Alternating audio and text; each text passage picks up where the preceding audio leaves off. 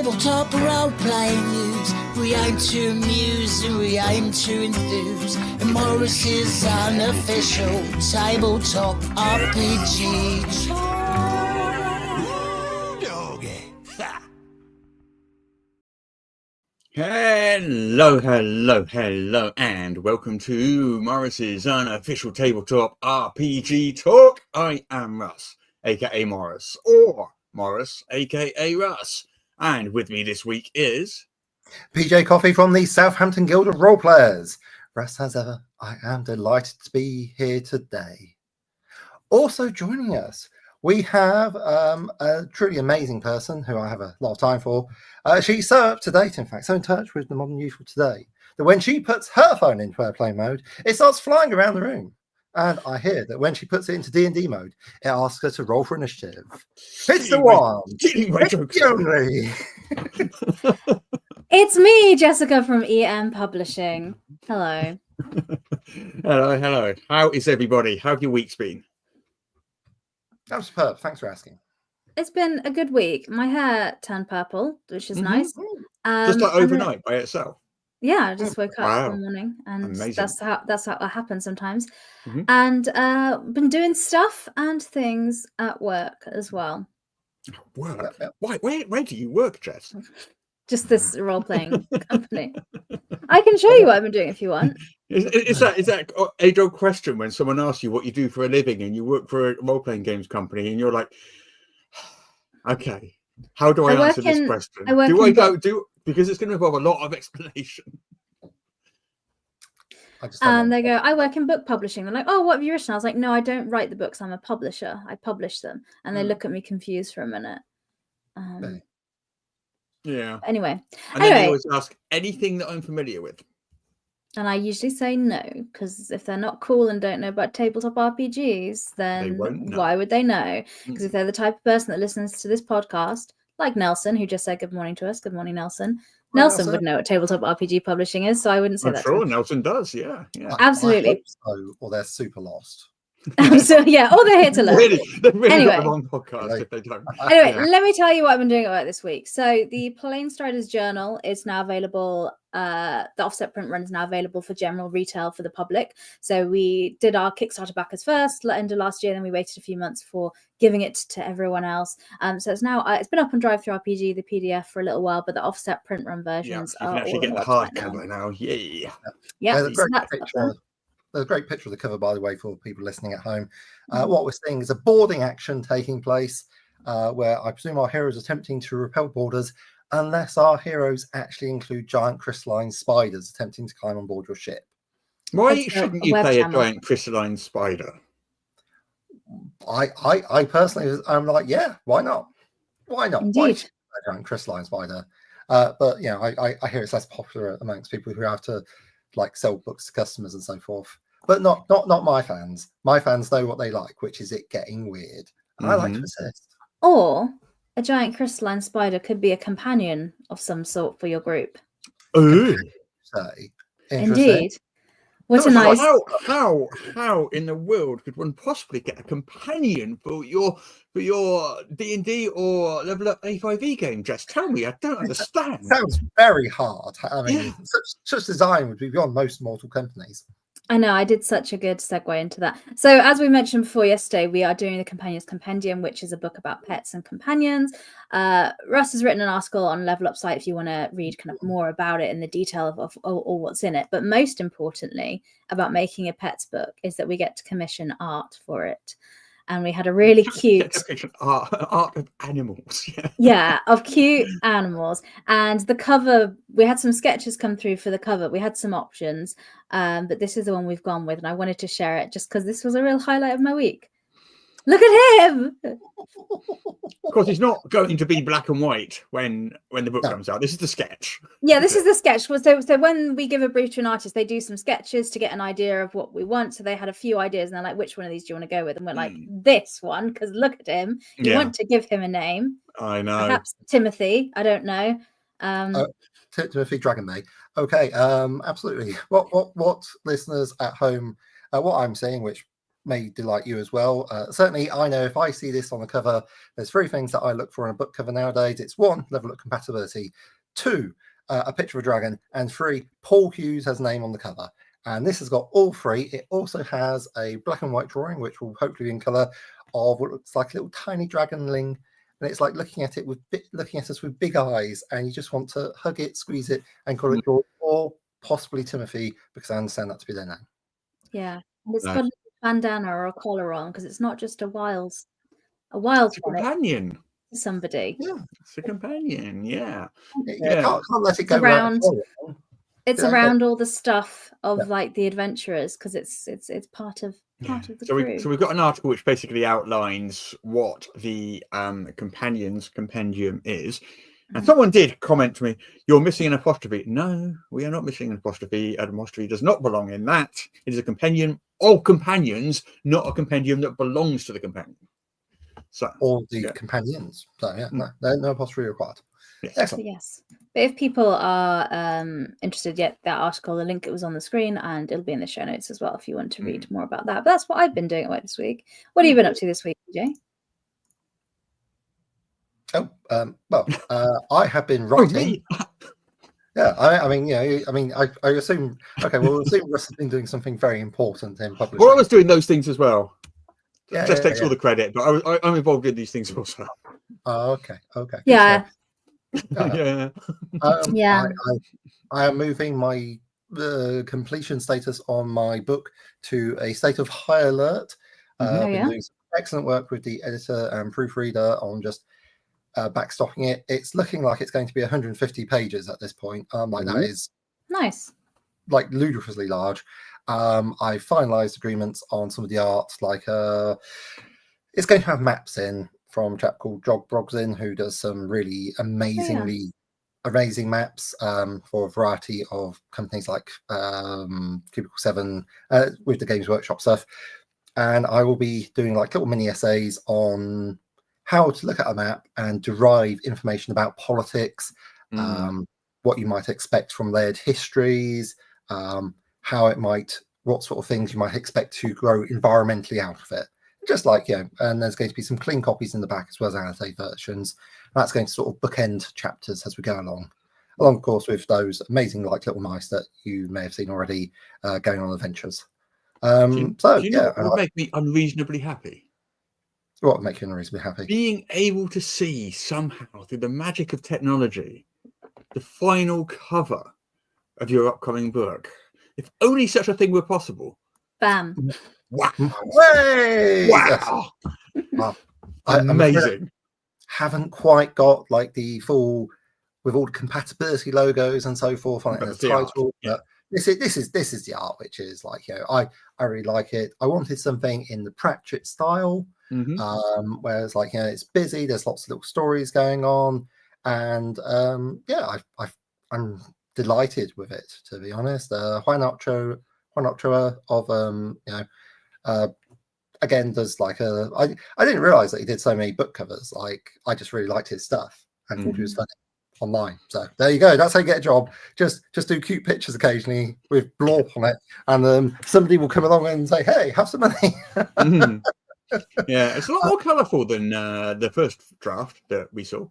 Yeah, the first draft was sort of brown scale to do the various shades and so forth. And some people have said that they like that a bit better, whereas I wanted something bright and colourful to reflect like a lot of diversity, and also to be quite cheery and to like give you a taste of optimism and looking forward to the future as you create amazing worlds to play in. You could do like a special edition cover, one of each.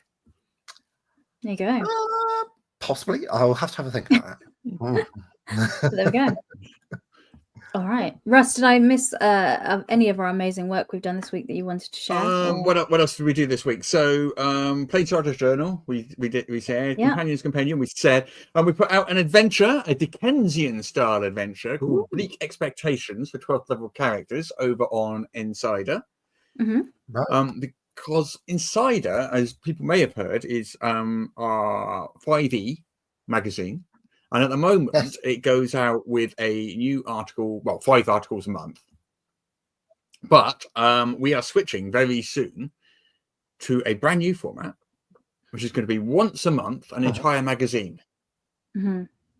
And it's going to be gorgeous. And that's April, I believe, is when we're starting with that. So it's as normal up until April. And then from April, we're switching to the once a month, sort of the same as Gate Pass Gazette. Same way we do that, for those familiar with that magazine.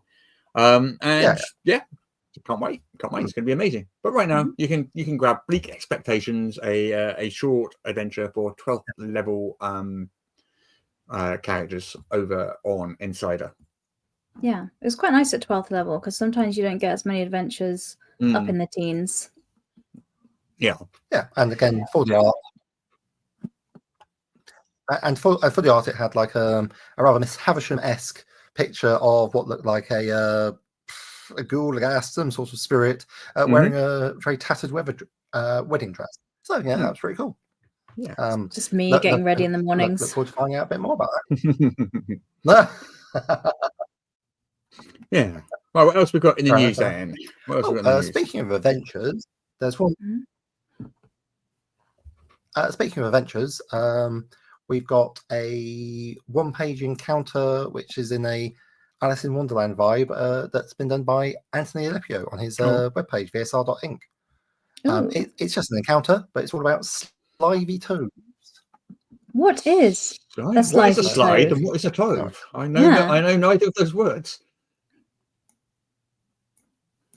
Okay, it's sort of like I was thinking Alice in Wonderland, but actually it's probably, having said that, it's probably the Jabberwocky.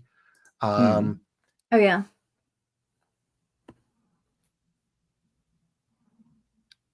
And what you have there is you got like Borogroves, Mimsy Borogroves with the slivey toads. Having a bit of difficulty bringing up the web page, exciting. Just what you want while you're doing it live and so forth. But yeah, it's like a little a toad would be a creature in this case, which is quite crunchy. Okay, land. Right. Okay.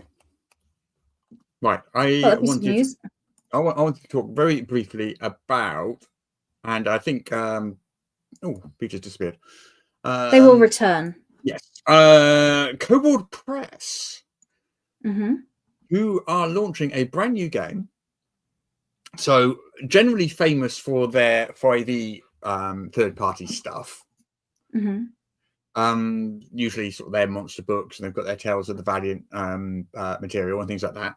But they're coming out with a brand new game which is totally not 5e related.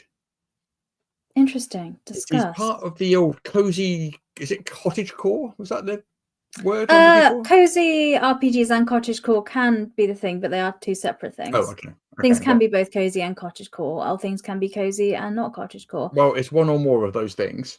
Okay. But it's definitely cozy, I think. Okay. It's called Riverbank, the role-playing game, where you play a game of elegant animals, chaos, and whimsy. And it's coming to back a kit in April. So the illustrator, when we put an illustration up there, and it's very Wind in the Willows, very Wind in the Willows, yes, isn't it? Maybe a touch of Beatrix Potter as well. I would say there's like sort of that. It's like a duck having a picnic with a little hat and a shawl. Late 19th century, early 20th century, sort of like pencil artwork in a sort of watercolor vibe. Enid Blyton. Rowboat with a toad, I guess, mole, a river rat. I mean, that is very on the nose for yeah. But the little duck has a bonnet and a shawl, which goes right down, and it is exceedingly cute. Is that a bottle of wine in the basket there? Probably not, of course, because that would obviously be alcohol, and no one would have such a thing on. Do ducks drink alcohol? Do ducks wear bonnets and wear shawls? I don't know. They eat grapes. This one does. Yes, yeah. So that illustration was by Kathleen Jennings, a British artist, and the book is by Kij Johnson. Okay. The game is by Keith Johnson, and the sort of things you do in this game are you attend tea parties and you compete at the village fair and you dance at fancy balls. Well, that sounds lovely. It does sound lovely. It's got a new game system. which apparently it uses all the regular dice you're familiar with, and it utilizes a balance between the animal and poetry side of your characters. Okay, we've seen a lot of that elsewhere. Yeah. Famously, Honey Heist by Grant Howitt has Bear versus Criminal, and seeing which one comes out on top. And in a similar vein, City of Mists has Mythos and Logos, where one has the magic and the more prosaic, mundane aspects of your character comes to the fore. Yeah. So, yeah, feels good. Yeah. Oh, hi, Francita. Woo. Yeah, this does look fun. And it's interesting to see Kobold Press branching out into something non-5e, because that really is their bread and butter, is 5e support materials. Yeah, and they've done very, very well with that, and they're probably like the largest third-party publisher for 5e, I guess. certainly one of, if not probably the largest, I think. One of, yeah. So it's interesting to see them branching out into other things. It looks cute. I'm interested. It's coming to back a bit. I'll probably take a look. I'm intrigued to know more about the system and what they do with that. So I'm sure we'll find out more very soon. I mean, there's a page on BackAkit already, but it doesn't really say much more than what we've said so far. But I imagine it comes out in April is the BackAkit, so we've got a month and a half before that happens. Wonderful. So I'm sure we'll hear more. Yeah, well, that's very cute, but I'll look out for that coming on. Yeah. What else is happening in the world? There's a lot of things happening in the world. It's been quite a week for the world. Wait, let me just bring the scope to tabletop RPGs. Like, I mean, Amazon bought James Bond, which annoyed me immensely, but I suppose that's not really relevant to our conversation here. No, there was no James Bond. Amazon have acquired completely. This is off topic, but up until recently, Amazon had the distribution rights to James Bond because they acquired MGM a few years back. But Eon, which is the British company run by Barbara Broccoli and Michael Wilson, had owned the IP and had all creative control. So it was basically any film had to be a partnership between those two companies. One would make it, the other one would just distribute it, basically. What's happened is they fell out in December majorly because Amazon was kind of talking about Bond and spin-offs and TV shows, and everyone started thinking, oh my god, the wacky adventures of Q Branch and the origin of Spectre and all this sort of stuff that they're doing with other the big streamers do. And Barbara Broccoli has been always very, very precious in a good way. I don't mean that in a demeaning way, in a good way about the legacy of Bond, and say, no, it's a special thing. It's cinematic outings only. It's this. We don't do all this other stuff. A Bond film is a special occasion. And she ended up falling out with Amazon over it, to the point where she was saying naughty words about them, calling them naughty names. Okay. It was repeated in all the sort of like trade presses and stuff like that. Well, they were idiots, and there was an adjective before the word idiots. Is what she said. But I'm sure she sounds like a great lady to me. So therefore, by default, the language she used must have been ladylike. For demonstrandum. Okay. Anyway, it was announced basically yesterday that Eon and Amazon had come to an agreement, and Amazon now has full creative control over the Bond franchise, and Barbara Broccoli and Michael Wilson are basically retiring. Wow. That's okay. So it's all changed for Bond. Right, I see. Well, but anyway, that's totally not really what we're here to talk about. Well, I did not know that. Oh, damn. All right. I have some news. I'll talk about some news that is related to tabletop RPGs. So, do you know World of Darkness, a role-playing game? I have heard of World of Darkness. Yes. D10, dice pool, Vampire, many other mummy, things. wraith, werewolf, mage, all these things. If you are creative and good at directing people, you could creatively direct the World of Darkness. So the summary in this is the World of Darkness is hiring creative director to work Paradox. You would need to move to Stockholm, Sweden to do this. So it doesn't sound awful. Yeah, but it's if you were able, if you were willing and able. Well, The Sweden's quite website, chilly, isn't it? yeah, but so is the UK right now. Yeah, true. But yeah, so this is suitable for somebody who's, working as creative director. You need to know tabletop design, LARP, and video games. Perhaps have experience working with TV and film productions. Able to work with fandom communities and things like that.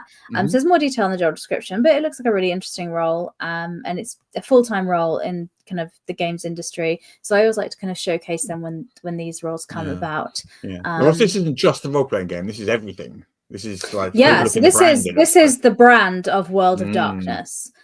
So you do need to know your tabletop RPGs. Yes, you do need to understand the LARP side of it as well as video the games digital and game things development as well. and film and TV. Yeah. So your job is pretty much to maintain consistent canon across all mediums and make sure the You're brand is basically cohesive. the Barbara Broccoli of World of Darkness. Yeah, sure. Why Who's not? Barbara Broccoli? The person we were just talking about. Oh, right, that makes sense. Yeah, She was the wife for James Bond. Yeah, who was a producer for James Bond, and they was quite influential. So she's like been safeguarding his legacy. So yeah, there we go. Yeah. So that is live and available now, so you can get your applications in if you are a person who is interested in such things. So it is quite a niche qualifications because you do need to have experience with a range of things. It's like live events, tabletop RPGs, digital games, film and TV. So it's quite film and TV. That's because has there ever been like a TV or film version of World of Darkness? Well, if there hasn't been, it looks like there's going to be because there's something. It seems like something that would definitely. I mean, like official. No, definitely not. Unofficially, you've got stuff like the Underworld films. Yeah, I suppose. Yeah.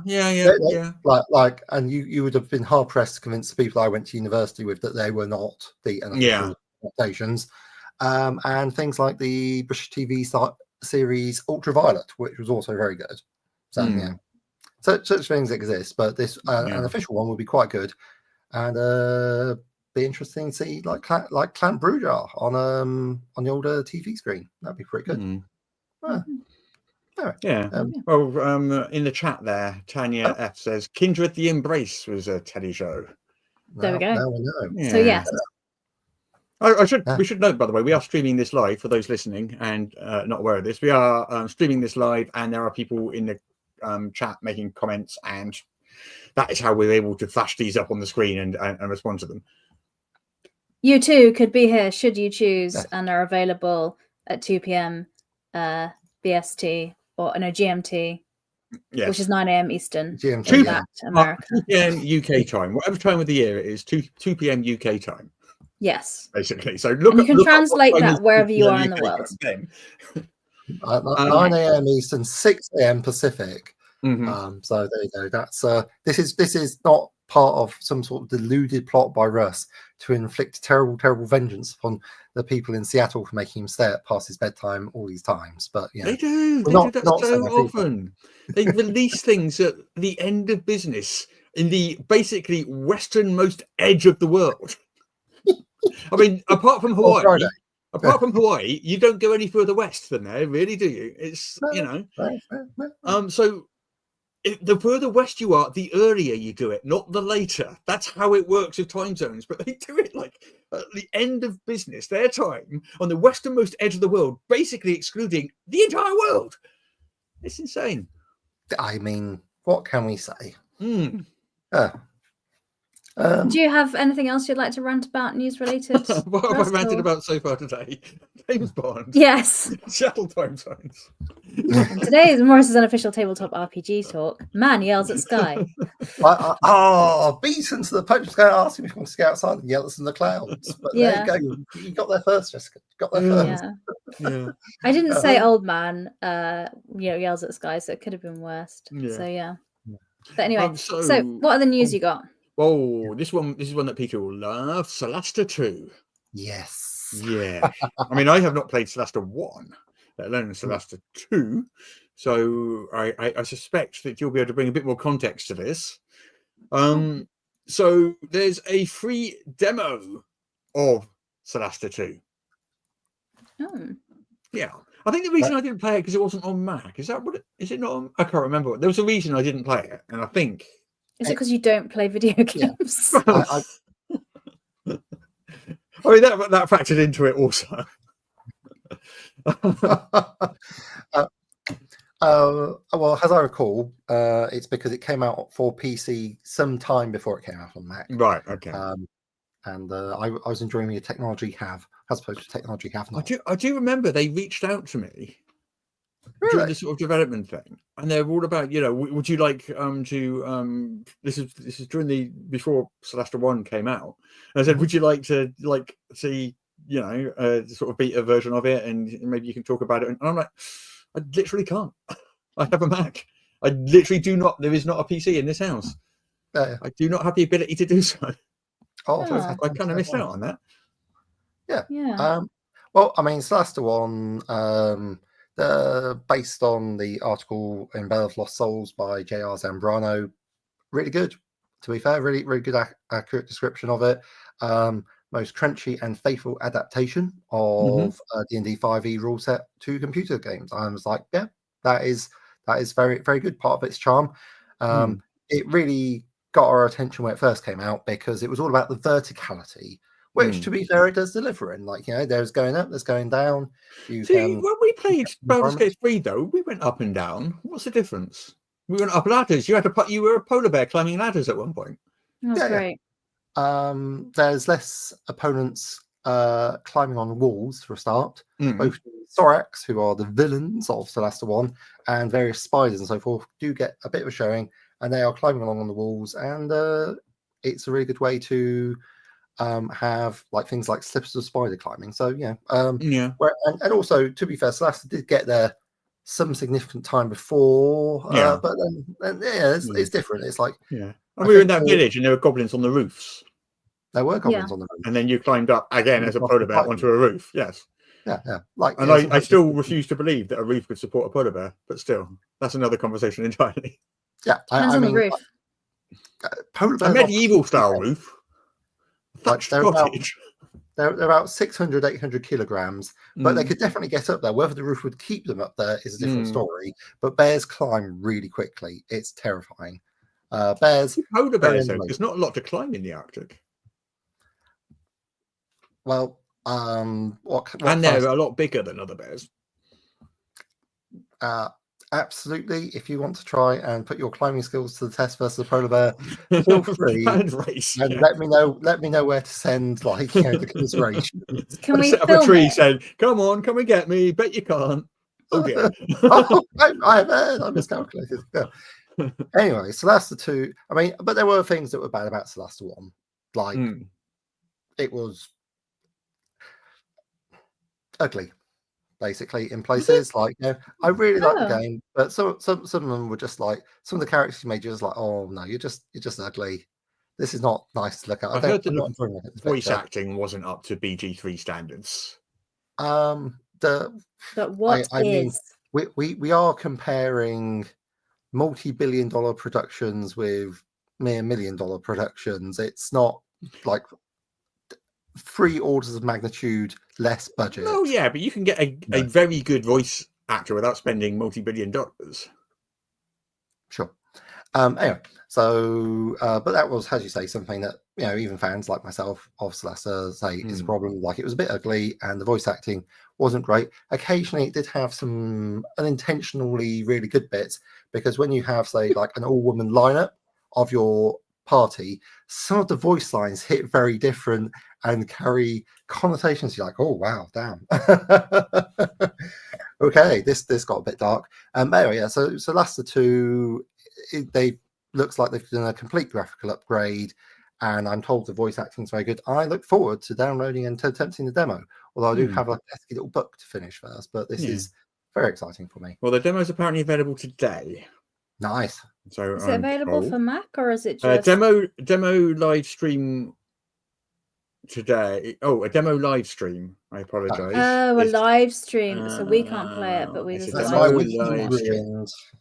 Yeah. Right. Yeah. So I don't know when there's a playable demo. Yeah.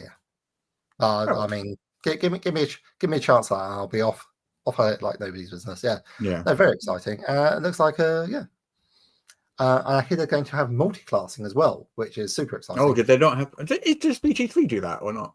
Yes. Yeah. It does Yeah, do BG3 does multi-classing. multi-classing. Yeah, yeah. Mhm. But for example, a key difference between BG3 and Solasta is Baldur's Gate 3 does not allow you to take the dodge action, and Solasta does. So that's a fairly important action to be able to take. I wonder how they manage with monks and stuff. I haven't really looked at play. I mean, have you played a monk in BG3, Jess? I have, but not too high level. I haven't progressed very far, but Like, it's fun. Have you played to level 2? Did you have the option to dodge? I don't think I had the option to dodge, not that I recall. Yeah. You see, that's like pretty key to monk playstyle. It's like having the option to use your key points to do a bonus action dodge that you hit and stay survivable in fights. Yeah. I did have lots of key points to do stuff. I can't remember what it was now. It's been a while since I played it. So yeah. Like more of the common fixes, especially something that came up in Level Up as well, was the addition of the easy access to extra exertion points or key points that you can transfer to let you do more of the cool stuff that is part of being a monk. And yeah, has had some interesting unintended consequences. For instance, adepts do frequently get more exertion points than fighters, which is maybe a bit not how it's intended to be, but such is life.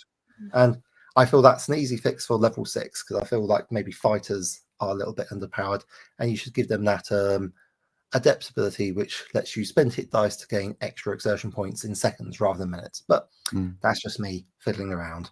Give more things to fighters. Yeah, definitely. I'm down for that. Give all the things to the fighters. I'm currently playing a fighter.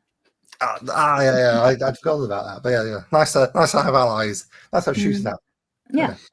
So basically, if I went onto the Level Up website now and just posted an errata saying fighters get extra exertion, that will immediately filter through to your game and you get it, Jess. Does your table work like that? I'm actually not playing Level Up A5E for the character I'm a fighter in, so it wouldn't work, unfortunately. But the GM behind the scenes is using Level Up A5E, but we're not having A5E character creation. So if I change some behind the scenes stuff, some GM stuff. So if I go any player whose name is Jess automatically wins. On the GM side, because that's why I play role-playing games, to win. To win, yeah. That's why we play them. Yeah, I famously optimize my characters. Definitely why some people play them. I mean, certainly it is a good way to use A5E. You just keep all the good stuff for yourself, and you can let the players have A5E stuff as a treat. Yeah, I suppose you can have a price for a magic item if you must. Anyway, hit things and then action surge, hit them again. Have you ever used Dungeon Scrawl? Yeah, we talked about this several times. Excellent program to talk about. I really should buy a copy. So, it's free. You don't need to buy a copy. But the news related to Dungeon Scrawl is now integrating with Roll20. Oh, nice. So you can make a map with Dungeon Scrawl and just sort of import it into Roll20 just like that, which is kind of cool. And because it's so easy to use and very quick to use, you can literally whip up a dungeon on the fly. You can do it that quickly, as long as you don't want it too complex or anything, and you don't want to be filling in all the tiny details. You can whip up a dungeon on the fly and whack it into Roll20 really, really quickly. I thought that was rather cool and worth mentioning. 100%. And one of the things is, if you like the work of Dyson Logos, then you're going to have a straight up good time, because it's clicking on the link and playing around. I've already got a 3-room dungeon. Yeah, I mean, it's a bit. I bet they're all squares and rectangles. Though it's a bit more work to mess around with the shapes and different shadings and put stuff in the dungeon. But if you just literally want a really basic layout, you can do that in under 10 seconds, really quick. Oh yeah, 100%. Multiple layers and everything. It's it's got a few different styles as well, with that hatch cross shading and all that sort of stuff that some of the old school stuff has. It's very cool. I mean, it is letting me use oblongs. Yeah. Not oblongs. they're like oblongs, but they've got rounded ends. Yeah, two-dimensional. I know what you mean. Subway Yeah. sandwich size style. Yeah. Like you can do a sub. The efficient- You can do a sub in your dungeon. Wait, that's not. I think the I'm sort of hungry. it's not that sort of podcast. Let's move on quickly. So, Okay, fair enough. Yeah. Enough. Well, Fran's teacher in the comments has mentioned that winning D&D is when you're finally able to get the whole group together to have a session. That is the winning. yes, defeating schedule, the most terrifying. And the older you get, the harder it gets. Although I assume there comes to a point where you get old enough and everyone's retired and everyone's just like available to play D&D all the time. Yeah, I think if you can get you all in a care home together, that'll definitely be good because you're like, we all have that nothing else to do. Yeah. And you can run the same adventures over and over again because it'll be a surprise every time. I'm looking forward to my TTRPG retirement home. Yeah, that's definitely what I'm hoping for. That would be pretty awesome. It's sounding pretty feasible, gotta say. Yeah. Right. Anyway, more news. What other news do we have? Well, speaking of back in the good old days and when people started playing, there is currently a project called Character Creation. Which I was very confused by because I was like, oh, what's it doing? What it is it's looking for volunteers who are playing TTRPGs between 1970 and 2004, and it's requesting volunteers to be interviewed and to give their accounts of what it was like to play role-playing games at that time. Okay. Oh. Yeah. And how's it going to be presented? Like in text or a video, or what's the... I suspect a mix of videos and also recorded, like sounds when you record them and play them. Yeah. Some sort of casting of a pod or something. Yeah. Who would do such a thing? Well, why would you do that? Well, apparently Jeffrey Ramirez is working on behalf of the of his institute and the Strong National Museum of Play in Rochester, New York, because they're trying to just record a lot of this sort of information and get these histories out there, because games have changed wildly. Like we, generally speaking, most people will not have callers in their groups anymore. And if you know what I'm talking about, congratulations. You should go and get your blood pressure checked. Yeah. I mean, none of us are old enough to none of us are old enough to have played D&D like in the 1970s, but we've seen the games. We've got copies of the games and stuff, so we know what the actual products look like. But as the actual play experience, not at all. I couldn't tell you. It is, and even today, there is a massive discrepancies between rules as written, rules as intended, and rules as played. There's a definite folklore tradition about how one plays D&D. I can tell you that for a fact. It's fascinating. So I saw this project. I was very excited. I've actually offered to be interviewed myself because, despite my youthful looks, I was actually playing prior to 2004. So worth a shot. There we go. Yeah, that is interesting. Thank you. All right. What else we got? What is this survey of creators? Who put that on the list there? Is that you? Sorry, that was me. Okay. Basically, Patreon did a survey of creators and fans, or people who are using its service. I can tell you a bit about it. It's a little bit in places. I don't know how interested it would be. So they surveyed 1,007 creators, of whom 685 had between 10,000 and 2 million fans, and who about 10 had over 2 million fans and followers. I won't say followers, actually, because I think fan is a word that Patreon uses when they mean someone who follows you on the platform, and that's not the same. And they mean something very different from what I understand by the word fan. So 2 million followers on things. Most were millennial-aged short-form creators, so short form videos and so forth. And of them, 400 of these 1,000 had been working over 5 years in industry. They also surveyed over 2,002 fans, half of whom were regular players, and 400 of whom had never actually paid anything to a creator that they followed. This is all TTRPG stuff, is it? No, not at all. This is creators. Right. This is all creators. So it's but it's they've released this thing saying there's never been a better time to be a creator. And then they have followed that up with some information which does make me doubt what they are saying, to be honest.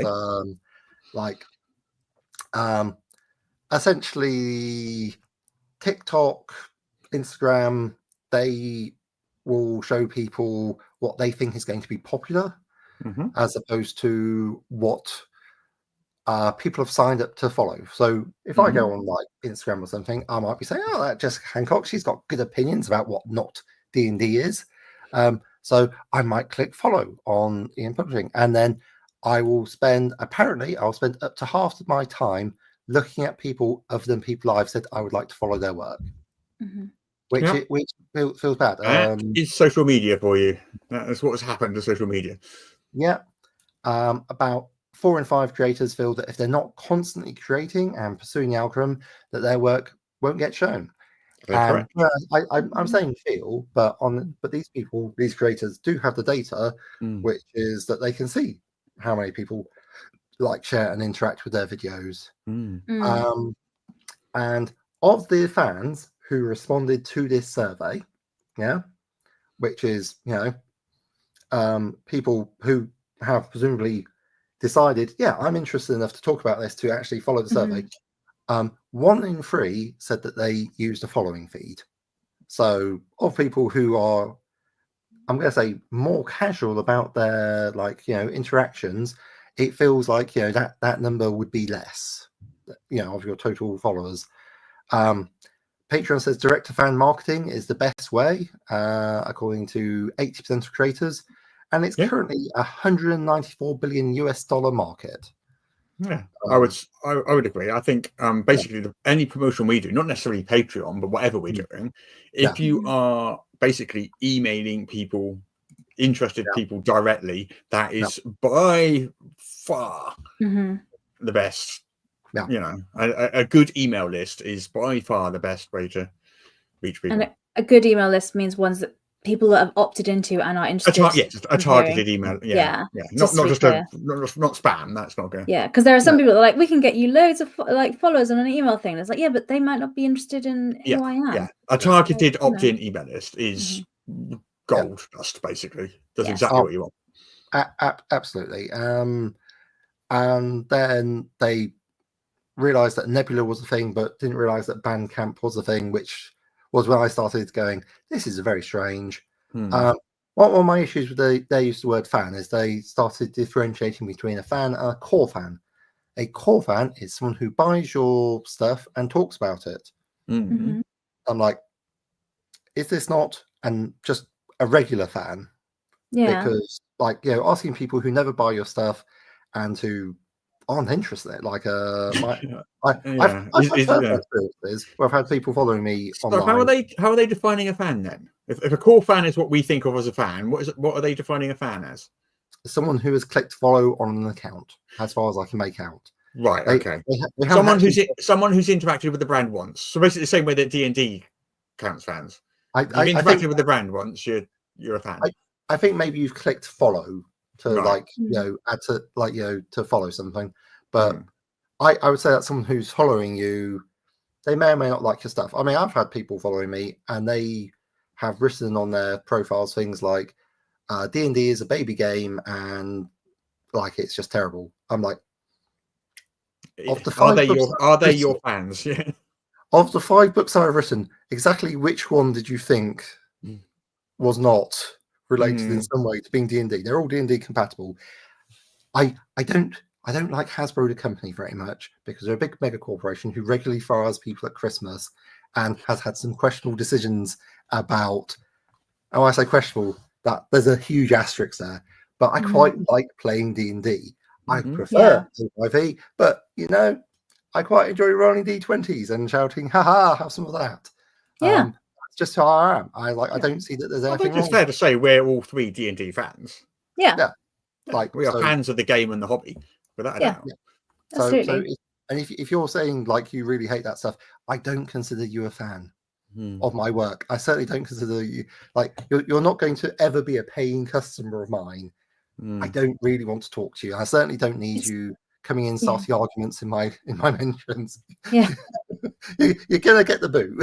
It's just how it is. I'm sorry. I mean, I could talk to people who don't like D&D for other principled reasons. I respect that, but I'm probably not also going to follow them because I respect people who are going to be nice to my customers, essentially.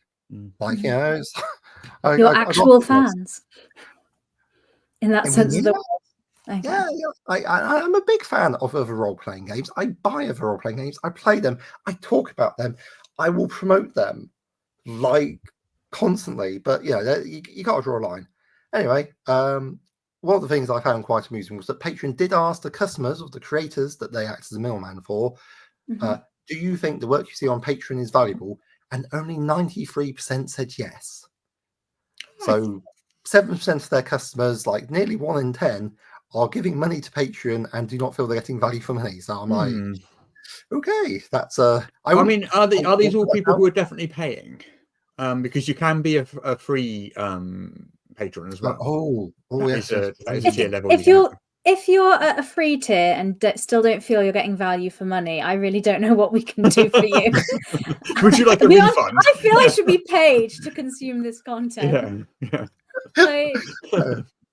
I don't have a solution for that person, but there's always, I don't think that's that bad that 7% say they don't, because actually in any survey you do, you're always going to get a percentage of people that are unhappy. I think Russ, one of your friends that works in like data, always says you chop off the top and the bottom because that there's no truth in that when you're looking at data. So there's a technical word for it, and I literally forgot what it was, but you slice off the outliers and you use the middle data. I thought that was funny. And they reckon that the average pay per fan is $110 per annum. And when I say fan, that would be someone who's following you and giving you money. But like I say, I'm confused by why they think this is great stuff, because like I say, they've got the majority of creators had between 10,000 and 2 million people following them online. Wow. So how relevant this is to everyone else, I don't know, but I expect to see this doing the rounds where people who've just read the headline and not actually pause to sense check any of it. So there we go. Yeah. But the takeaway, well, I glanced very quickly at it because I only saw this like just before we started the show, because you put it on the list, and I had a quick look at it, and it seems that basically the conclusion is generally social media sucks. It's basically what the main kind of takeaway from all of that was. I would say specifically algorithmic social media sucks, where there is other people other than the people who are actually like, so say you've got your customers, say you've got your creators, and then there's your middleman, your YouTubes, your TikToks, your Instagrams. TikTok is very bad for you. Instagram, not great. YouTube is a bit better, but not as good as direct marketing. So there we go. Yeah, and it gets worse and worse, though. It gets harder and harder to reach your actual customers. It costs you more and more to reach your actual customers. The platforms themselves become more and more like bogged down in, depending on the platform, either ideological like camps or ads, depending which platform you're talking about, or disappear and go away, or whatever. So, and like myself, I've been disappeared off Facebook. Like 15 years of my life gone. As far as I can make out, because they said when I try and log in, they say this account, which is obviously a spam looking one. You know, when you see the name, it's like a bunch of numbers. They're saying that's linked to your Facebook account. Because this Instagram account has misbehaved, you've been banned from Facebook. And log into your Instagram account. So this happened like 2 days before Christmas. I tried logging in. I submitted over 50 emails, just basically putting my best effort to explain it, and absolutely nothing. And they normally got a 3-day moderation turnaround. So if you haven't seen me on Facebook, that's why. I've been kicked off. So my 2 businesses are no longer available to me because Facebook has made a mistake. So that is very easy for them to have happen. There's 0 recourse as well. Yes, you basically exist at the whim of these platforms. That's why I always say, have your own thing. The Your own website isn't hosted by a platform, and and everything else can spin off from there. Like you can still have the social media stuff, but the core of your stuff has to be your own site, your own. It's like with TikTok in the US as well. It disappeared. Well, in the end, only for 12 hours, but that's very real that suddenly access could be lost and you lose that whole market. Google, Google Plus came and went. MySpace still exists, but it's basically. Does MySpace still exist? Is my old cringy teenage account? I'm fairly sure you can go to myspace.com still, but I don't think there's much point in doing so. LiveJournal was bought by puppets acting for the Russian government because Russian political dissidents were organizing using it. So that's what happened to like LJ. Like, it got bought and was ruined deliberately. According to people who know about it, I never used it very much, but I did wonder why I suddenly stopped seeing anybody using it, and now I know. So it happens. Like, we have had a newsletter. Yeah, we've had yes, we do. Does the N-Word have a newsletter? Yes, we do have a newsletter. Basically, the week's news goes out. Daryl sends out the newsletter every weekend. If you've got an account on EN-World, you can opt into the newsletter later. You can opt into the newsletter later. You can opt in. Anyway, there's a newsletter. And I'm saying it again. There's a newsletter. Good job, Russ. Good job. Do you want me to take over? Yeah. Yes, you say it. If you're interested in a newsletter for EN World for the Tabletop RPG news, yes, if you go onto enworld.org and you have an account on there, you can register to have a weekly newsletter, which is what Daryl writes, which is a summary of all the news and bullet points so you can click and link through. So yes, you can do that. I also have a podcast called This Week in Tabletop RPG where I summarize the news in 3 minutes. So it's not an email, but anyway. And EM Publishing also has newsletters you can sign up to if you go to the empublishingrpg.com if you want to hear about what we are publishing. So there's 2 different ones there depending on what content that you want. So social media terrible. Which we knew, especially the algorithm stuff. Like I say, I've really liked Blue Sky, I've really liked Mastodon because people will see it, and I gotta say, it's like things like this podcast, and those platforms have been massively helpful in getting my book funded. So I'm very grateful to all of you, especially to listeners who have supported me. Thank you so much. Sorry, my book's very much in my mind at the moment because it's taking over my life. Those. Absolutely. I think we've kind of run out of news. No, I have 2 more things. Oh. Yeah. Oh. One. Yes. Oh. Yeah, I know. Be excited. So one is my excited face. Can you tell? Yeah, the one is a positive thing. So it's about the Tabletop Arts Fund, which PJ, I think you shared the link to. So applications are now open. They're open until the 15th of March. Links will be in the show notes of the podcast, or I'll put a link in the comment right now as well. So the Tabletop Arts. Well, PJ, do you want to put it forward for? It came up. It's they're very keen on equal opportunities.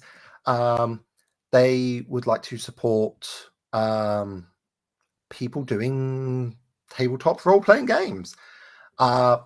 They do say that they're only able to support wholly original works or works authorized by a system reference, resource document, Creative Commons license, or community use license, or a similar agreement. And if your project relies on someone else's IP, you're responsible for ensuring you have the permission to use that intellectual property, that IP. Okay, so they're not accepting stuff which infringes. Okay, yeah. I mean, legal things, obviously, reasonable. Yeah. Very committed to diversity and inclusion, so presumably a bit of equality in there as well. And they won't tolerate discrimination based on sex, gender identity, sexuality, race, ethnicity, disability, or religion, and expect all persons associated with the organisation to affirmatively ensure. But that's the rules, but we still haven't said what it actually is. What is it? Well, basically, you complete the form, submit your idea, and then presumably there will be a section where they ask how much money you want, and for which will presumably have to be based on some sort of realistic costings, and then they will say yay or nay and give you some or part of the money. And so who's doing this? Is it a company? Is it a publisher? They are called the Tabletop Arts Fund. Right. It's like a community charity initiative to try and get games made that wouldn't be made otherwise. So if you've got your game like written, but you need money to pay a layout person or an editor or something, and you're just starting out and you get the money for that, they exist for that purpose. Okay. That sounds very, very cool. Yeah, I thought so when PJ shared it on the list. So I was like, they opened applications on the 15th of February this week, and they're open until the 15th of March. So any indication of sort of how many people they can give grants to, or is it like one a year, or is it like 100 a year? Is it? They don't. I can't see it on the website how many. I imagine they accept donations and they apply for grants and things. So it depends how much money they have. Because if 20 people only want 20 quid, that's different than one person wanting, $1,000 or something. So yeah. But I will say, looking at their website, which is tabletop.artsfund.org, that they are noting specifically they do charitable grants for essential last mile funding to independent tabletop and actual play creators. Okay. And what I'd understand by last mile is you are mostly good to go, but you need a bit of extra cash to promote it. Yeah. Maybe buy some art, maybe get the layout done. And like I say, there's what I personally, being European, find a very weird idea in tabletop gaming space, that everything has to be done by the creator. Whereas I'm like, I can't do layout. My layout's terrible. My art skills are pretty much non-existent. What I do is I do words relatively well. Sometimes I even do words good. There you go. So I hire people to do stuff, and that's sort of thing that maybe you're looking at, and that's why I do crowdfunding and so forth. So that seems like the opportunity there to help get you just over the line to getting your book to where it needs to be, or your actual play started. So so probably if you've got something that's close to being finished, that's going to, I suspect, be more likely to be seen in a favourable light. Okay. There you go. Very, very cool. Very cool. Yeah. All right. So. What else we got?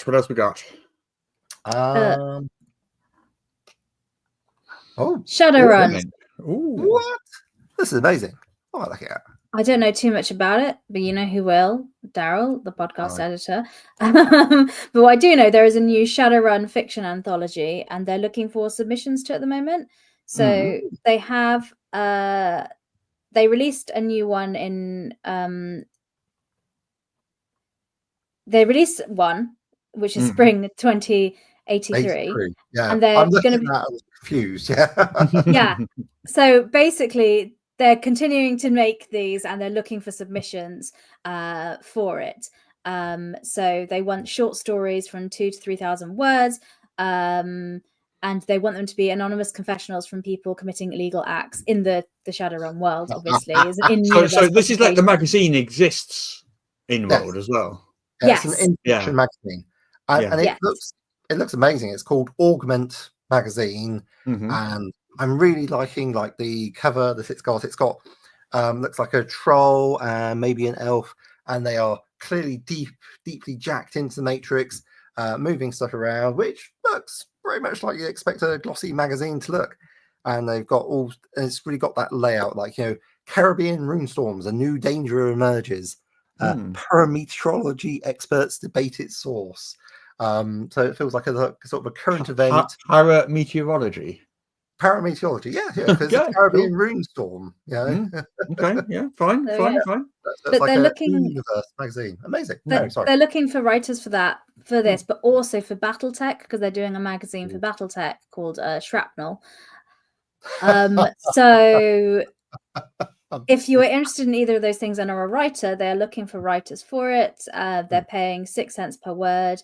And there's an article in the EM World that you can check out, which has links to their guidelines for each, what they want, and how you can get it. And if you're not a writer and you just think this looks cool, you can purchase Augment on Drive-Thru, RPG, or Catalyst Game Lab store for like $6.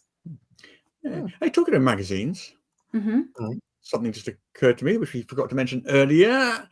Alpha Star.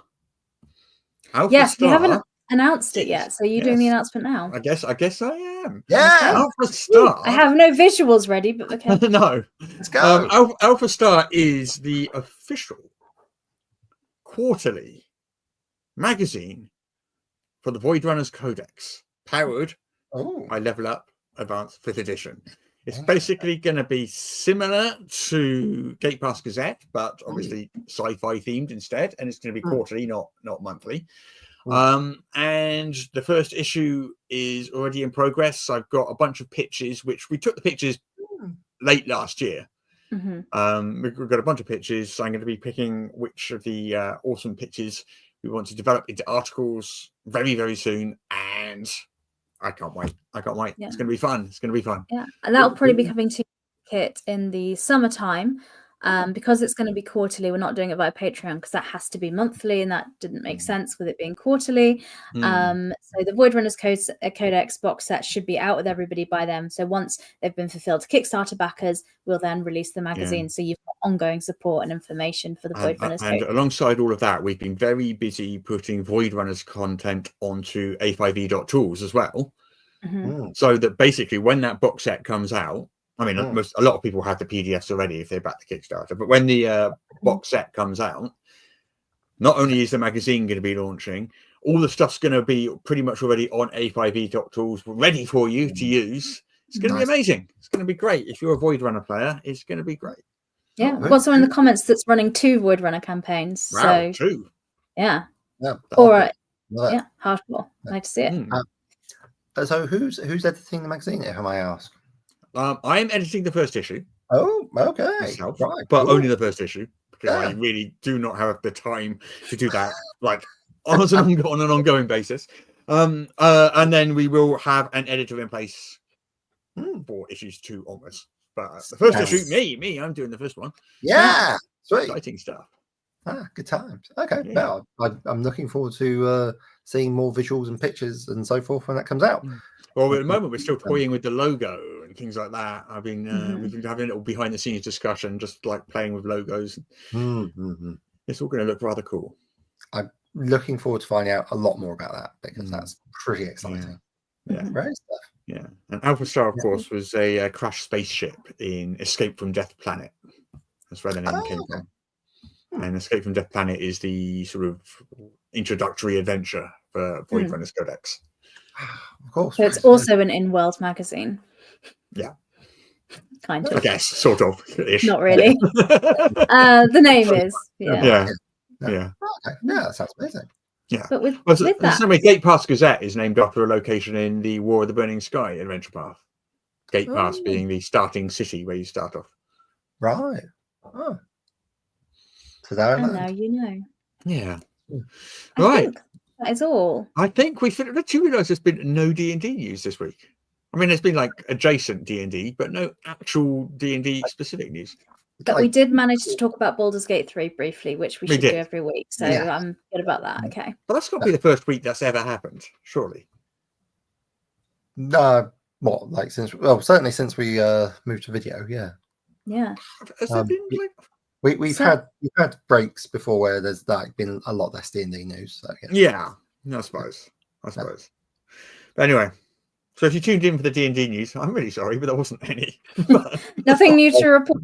But last week we did a deep dive into the monster. We could just make some up if you like, just to kind of. You know. I mean, no D&D news apart from the computer game which uses D&D. Apart from the advanced 5th edition versions and.